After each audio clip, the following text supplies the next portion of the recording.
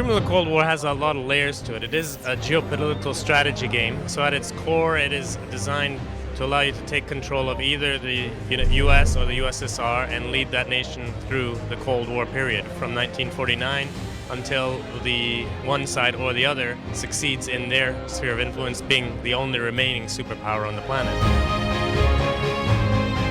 One of the game options will be to either make the game play more historically or less historically. So if they turn off that element, then everything will be quite as determined by the other side's AI. So it could be a historical there.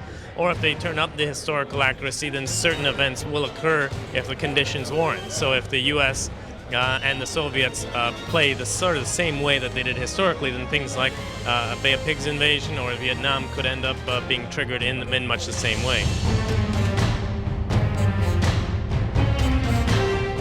We do have the ability to play it at so many different levels of detail. So somebody who is interested in the economic side or the production side, they can drill right down and micromanage those areas. But we also allow players to give their cabinet ministers control of those areas. And the Minister AI, which has been developed over our past games as well, is quite capable of handling those departments so that the player can focus on other areas that, such as military, tactical warfare, etc., that they might be interested in doing. One of the things, of course, especially if we play very historically, then the American side will be easier. One of the things we are looking to throw in is a few curves to the American player. So especially as it progresses into the 80s, you might not see that same sort of Gorbachev-era approach to things. So if the Soviet Union does something different and they react the way Reagan necessarily did, they might not get the same result. That sort of twist is going to be there, but we also hope that a lot of players will try the Soviet side, see if they can bring their resources to bear and change the way that history works.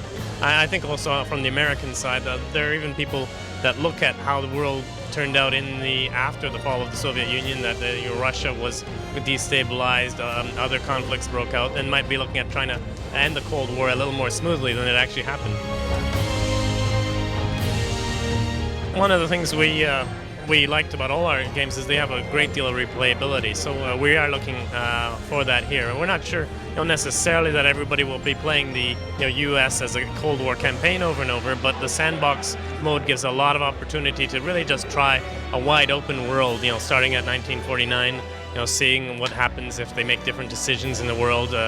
Some people like running the world as a peaceful place, others like being a little more militaristic about it, and we give our players that sort of option over and over in replayability. I'm not sure exactly when the street date is, but at end of June or early July we should see it on the streets.